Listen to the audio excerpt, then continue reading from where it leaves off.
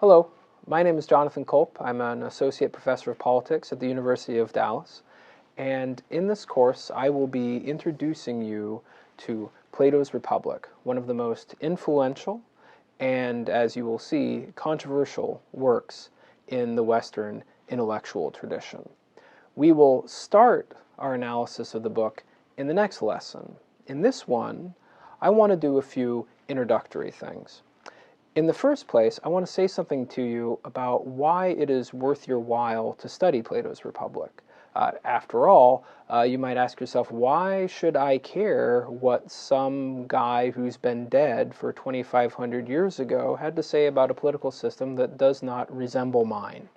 Right, so in the first case, I want to show you that it is still worth your time today to study Plato's Republic. And in doing so, I will also give you a brief overview of the book itself. So that's the first thing I would like to do. After that, I'm going to give you some basic historical background for appreciating the book. And in particular, I want to tell you a little bit about Plato, the author of the Republic, and his teacher, Socrates, who is the main character, you might say, of the Republic. Having done that, I also want to talk briefly about the title of the book, what it means. And then finally, I will say a few words about how I read Plato. This is a controversial topic. Plato is not an easy author to read, and so I'm going to tell you about how I read him. Okay, so let's start with why study the Republic, and a little bit of an overview of it. Now, the Republic is a truly foundational work, and it's foundational in the most obvious sense, which is that it's been influential. I don't mean to say by that lots of people have agreed with it. That's not true. The Republic has brought critiques upon itself as early as Aristotle, Plato's students. But it is influential in the sense that it has posed a number of political problems and broader problems that subsequent philosophers and thinkers have felt the need to respond to. So in the basic sense, the Republic has been very influential. Now, that's historically important, but I also want to mention that the Republic is important in a more fundamental sense. It is of enduring importance because it poses and attempts to address a number of permanently important questions, and not just questions about politics. It offers a number of controversial and thought-provoking answers to questions such as the following. What is justice? Why should I be just? Why should I be a good person? What's the purpose of political authority? And what's the best way to organize a political community? Is private property a good thing?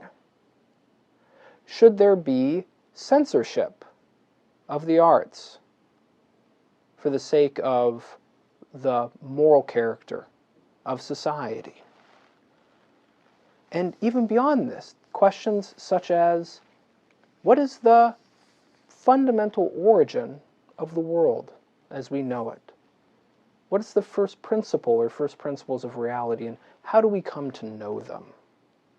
And for that matter, what's the nature of the human soul? What are we?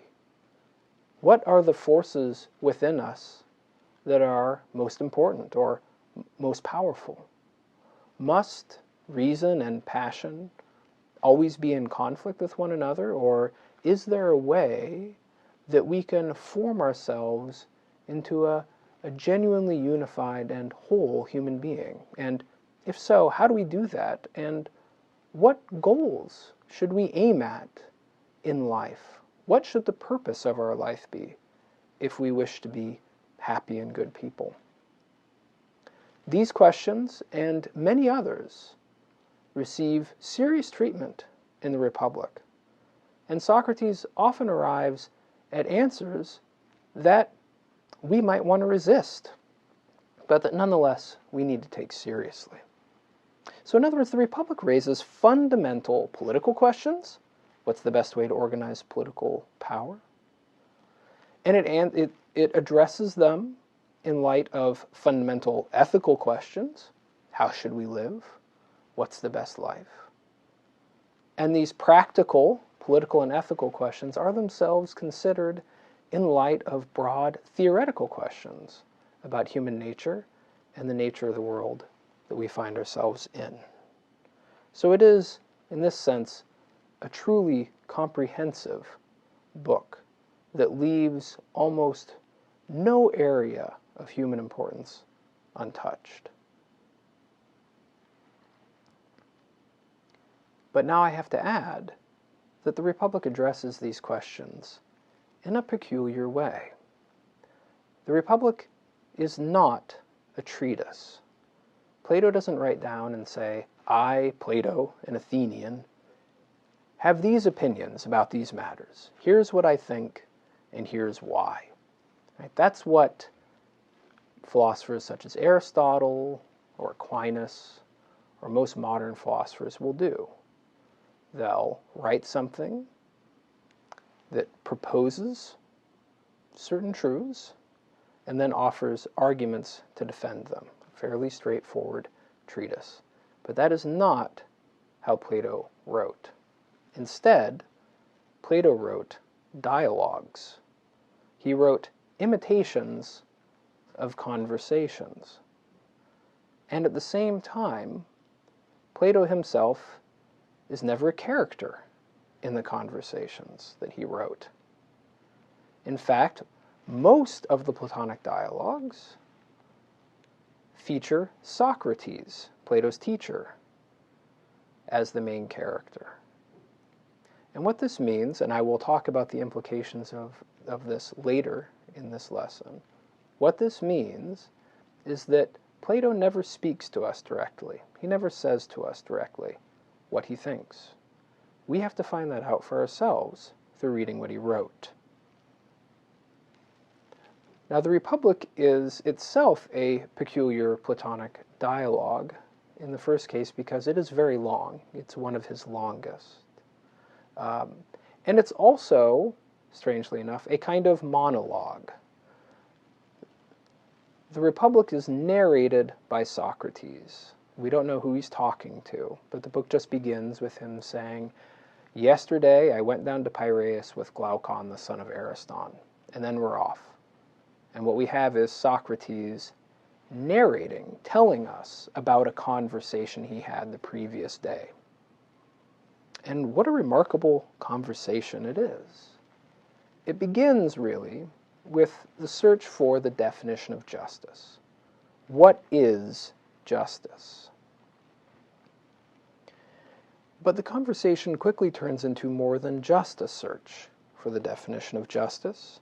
Two characters named Glaucon and Adeimantus, who in real life were Plato's brothers, push Socrates to go further, and they ask him to show them not only what justice is, but also to defend the claim that it is always better to be a just person than an unjust person. They ask him to prove that if we want to be happy, we must be just. And the rest of the dialogue consists chiefly of Socrates responding to this challenge leveled to him by the brothers. And in order to answer the questions that they ask him, he makes a funny proposition. He proposes to build a city in speech. In other words, to construct an imaginary political order. And this political order consists of two basic classes. There are farmers and craftsmen who do what we might call the economic work of the political order. And then above them, there is a class, the ruling class, who are called the guardians. This class is made up of the warriors and of the political rulers. And as we'll see, the claim is that you must structure a city in this way in order for the common good to be properly attended to. But so in the name of finding justice, Socrates begins by constructing what will turn out to be, or they will claim will be, the most just and the best political order. And it turns out that in order to be the best possible political order, certain things must be done that people, even today, find quite strange. It turns out, for example, that the ruling class will have to live communistically. There will be no private property, no private homes. There will not even be private families in this political order. And, to top it all off, for this order to come into being and to flourish, it must be ruled over by philosopher kings, a proposition that had been totally unheard of prior to this work. Now, Socrates defends these claims over the course of the book, and it is acknowledged even in the book that these are paradoxical, and problematic, and provocative claims. Right. But, nonetheless, by means of this city, Socrates is able to arrive at a definition of the nature of justice.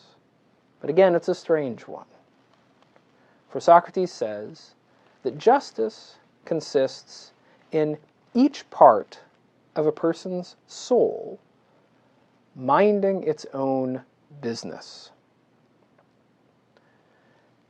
For now, we can just say that what he's getting at is the notion that justice consists in having a soul in which all of one's passions and desires are harmoniously ruled over by reason. Now that's an attractive idea, but it's kind of a strange definition of justice, since we tend to think of justice as a virtue that regulates how you behave towards other people, whereas Socrates seems to be defining justice in terms of how you relate to yourself, whether your soul is in good order or bad order. So of course he'll have to defend this definition of justice as well.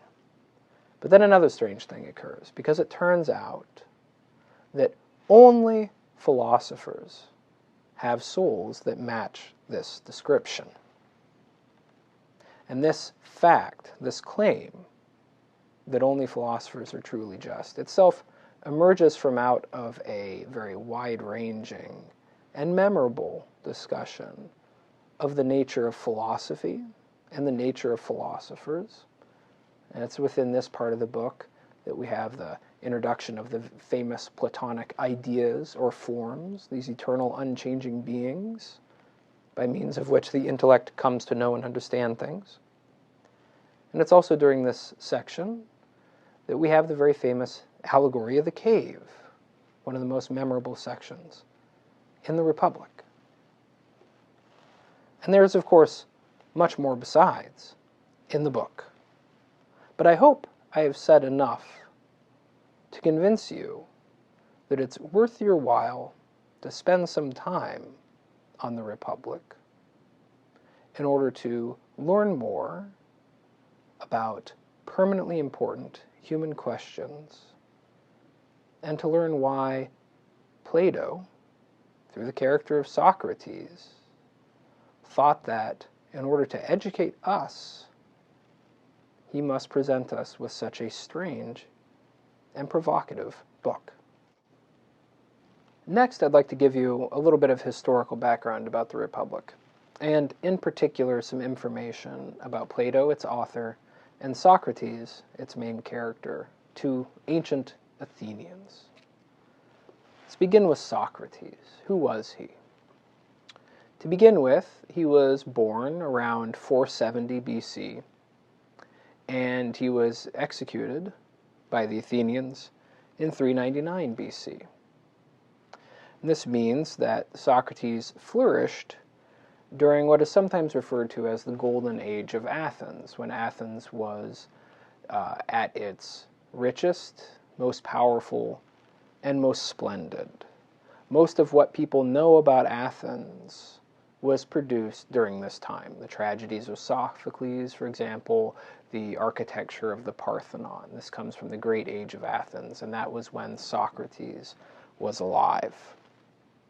Now, Socrates, you could say, was famous, I think, especially for three things. In the first place, he's known for having said that the unexamined life is not worth living. And this has been picked up as a slogan of sorts by philosophers. But strangely enough, he also made the claim that all that he knew was that he didn't know anything.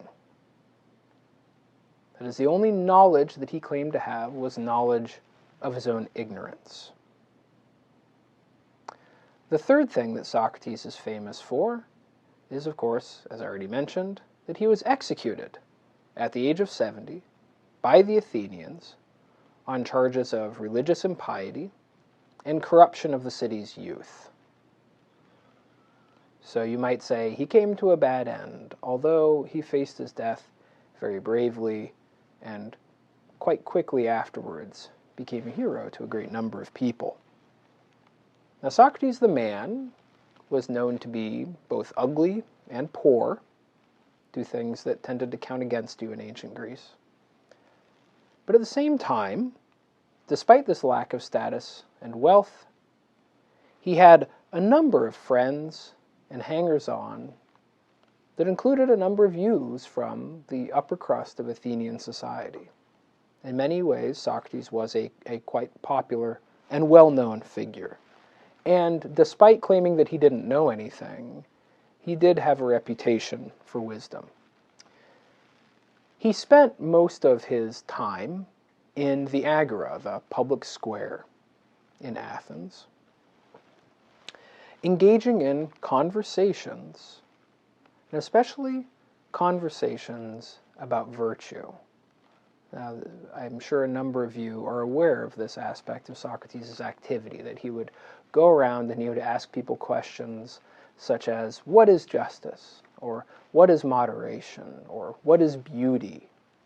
And questions such as that, looking for the essence or nature or definition of these important things. And he was known for inquiring especially into the human things. That is to say, he didn't go around asking people things such as, what's the sun made out of? Right? He didn't ask those kinds of questions. He asked typically what we would call ethical or political questions. And these conversations tended to go something like this. He would ask somebody a question, such as, what is moderation? In response to this question, the person he's talking to, which is usually referred to as an interlocutor, that just means that that's the name for the people that Socrates talks to, the interlocutor would give some opinion of what he thinks it is.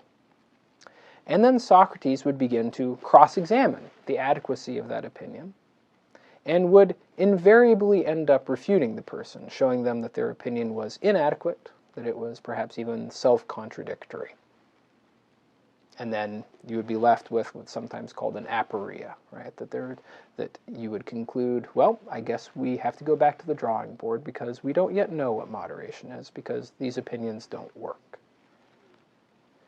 As he mentioned in his defense speech, this kind of cross-examination and refutation was something that many people found very entertaining to watch. But on the other hand, especially when Socrates was talking to somebody who was a publicly prominent individual, a lot of people found it very irksome to be the one cross-examined by Socrates. And apparently, according to his own testimony, it must have been the case that there were a number of prominent politicians, poets, and the like, that Socrates, in effect, publicly humiliated from time to time through cross-examining and refuting them. Of course, his intention, he claimed, was not to humiliate them, but simply to try to get at the truth. And to do so, he would intransigently cross-examine any opinion. But nonetheless, a lot of people suspected that what he was really after was just to make himself look smart by refuting others. And so that's why one opinion is that one of the reasons that Socrates was executed was because he made himself quite unpopular with certain powerful people through his philosophic activity. And indeed, one could say that the charges against him, religious impiety and corrupting the youth, could get a certain amount of credibility from his philosophic activity because, again, he didn't claim to know anything, but he would always go around and refute other people's opinions, which makes it seem as though he was promulgating a kind of skepticism about everything. And as I said, this made him unpopular with a number of people. But again, it also made him very popular with some, with those seeking the truth, and also with those who simply like to watch him puncture the pride of people who thought themselves smarter than they actually were. At any rate, Socrates would show people that they didn't know what they were talking about, that they didn't know as much as they thought they knew. And this was the Socratic dialectic. And we'll see this at work in Book 1 of the Republic especially. Book 1 of the Republic very much resembles other Socratic dialogues, where Socrates speaks to a series of interlocutors who offer opinions, and Socrates cross-examines and refutes those opinions, and Book 1 ends with an avowal of ignorance. I guess we don't know what justice is after all. Back to the drawing board. But of course, the book starts again with Book 2. And the rest of the Republic consists of Socrates making a number of positive arguments, which might seem a little bit unsocratic for somebody who claims not to know anything to start making a number of claims. But as I hope to show you in future lessons, even these positive claims of Socrates are tinged with irony and retain a kind of hypothetical status. So Socrates, even in the Republic, where he seems to be presenting all sorts of doctrines, remains Socratic to the end. But of course, Socrates didn't write the Republic. Plato did. Socrates is just a character in the Republic. So who is Plato? Well, Plato was born around 428 BC, and he died around 348. He was Socrates' most famous associate. And unlike the lowly Socrates, Plato was from one of the richest and most ancient and well-established families in Athens. He was an aristocrat, and it was really a matter of course that as he grew, he would take a place of prominence in the city. Although the story has come down to us that his aspiration originally was to be a dramatist.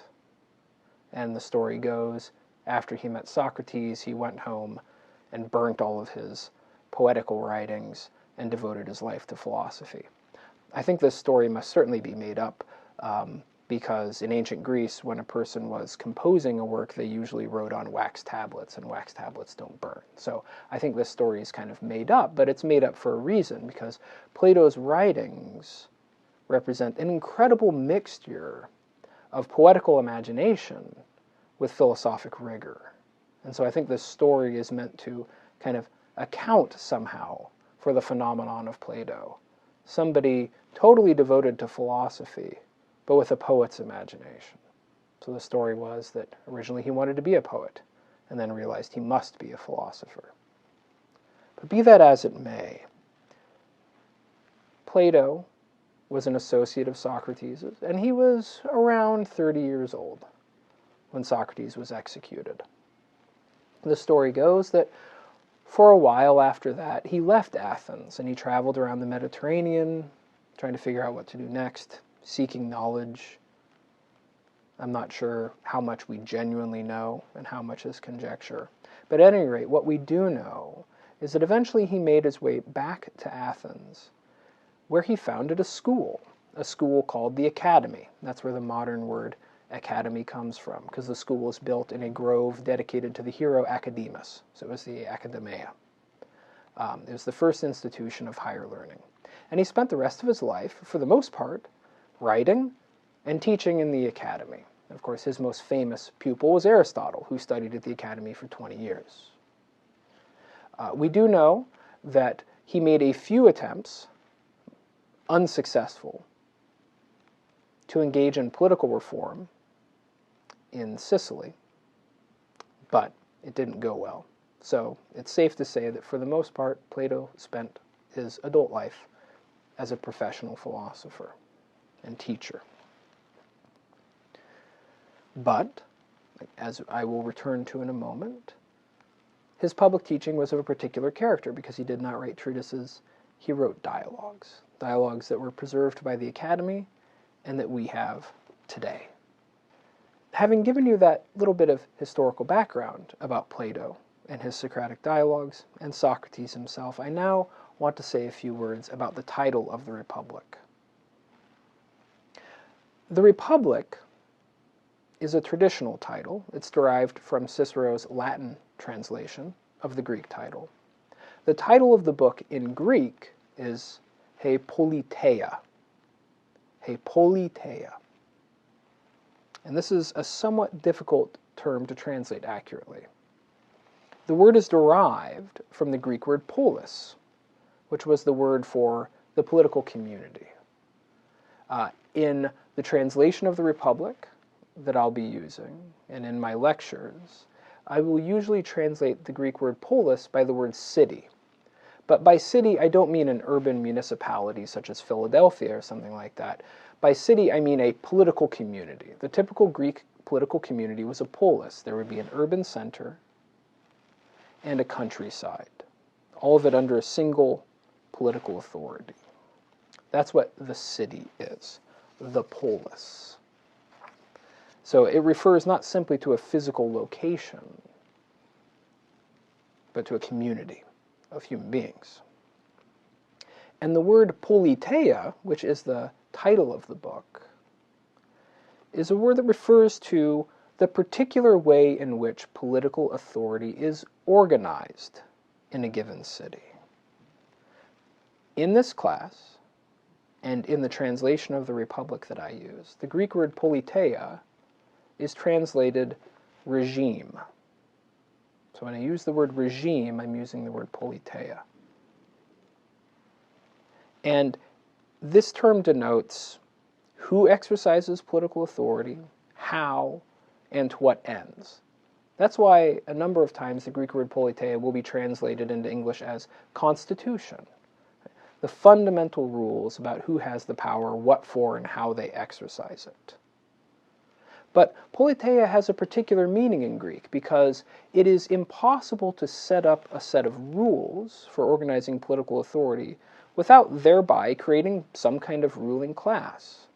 And the character of any given political community, the Greeks thought, was especially the product of the character of those who exercise authority within that community.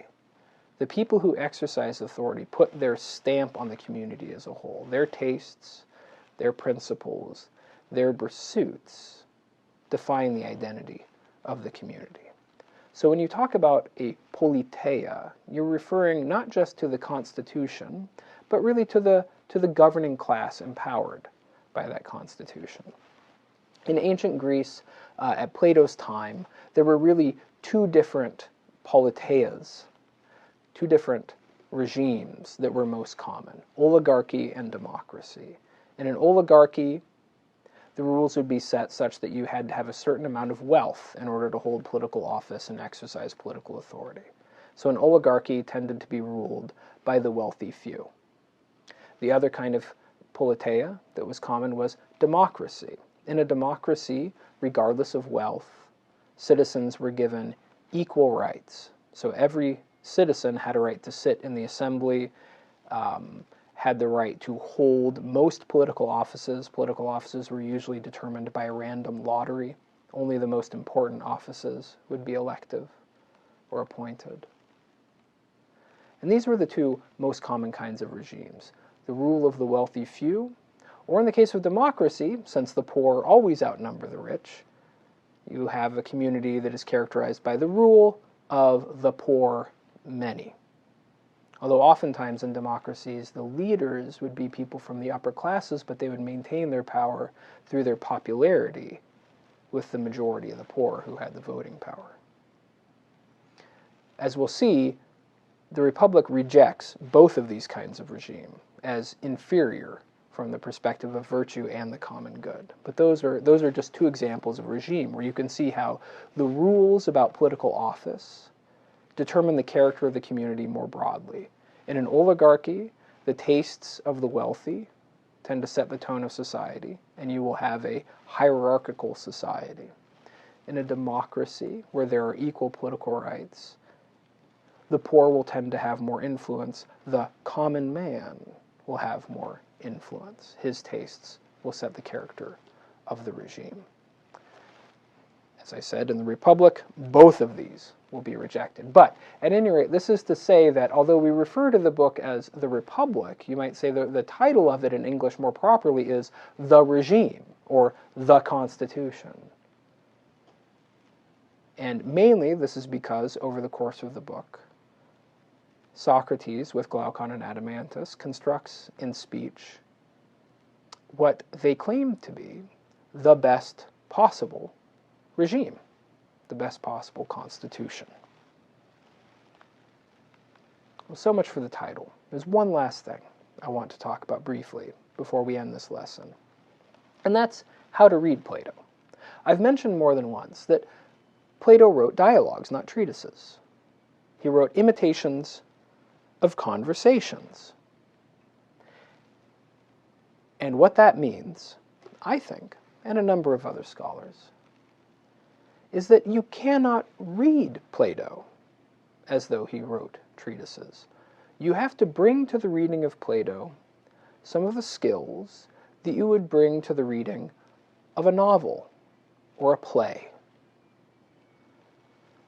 When you read Shakespeare, for example, if you want to figure out what Shakespeare is trying to tell you, you can't simply assume that you can read a speech by Hamlet, let's say, or Richard III, and get Shakespeare's opinion directly from that. If you want to understand what Shakespeare has to say, you have to read the drama. You have to read the speeches of all the characters in the situations that they're in, think through them, and it's only by finding a way to interpret the significance of the speeches and actions of all the characters in the situation that the author has presented that you can work your way to an understanding of what Shakespeare has to say to you. And I think Plato has to be read in a similar way. Obviously, he's not writing dramas like Shakespeare plays, where you have battles and scenes such as that. For the most part, these are just conversations among individuals. But I think that if we are to understand what a particular Platonic dialogue wishes to teach us, we have to ask questions such as, why is Socrates saying this thing to this character in this situation? And that means, for example, you have to pay attention to the character of the people Socrates is talking to. As you will see, for example, in the Republic, the two main interlocutors, Glaucon and Adeimantus, although they are brothers, are quite different from one another, and they bring different things to the dialogue. And in order to understand what Socrates is trying to do with the conversation, you have to put together what he says and how he says it to Glaucon with what he says and how he says it to Adeimantus. And through figuring out both of those, you then try to find Socrates' ultimate intention. Now, I should say this is a controversial way to approach the Republic. There are a number of scholars who think that for the most part, Platonic dialogues are philosophical treatises just in dialogue form, right? So that the character in the dialogue is more ornamental than substantive. And they think that you can read Socrates as straightforwardly representing Plato's thinking.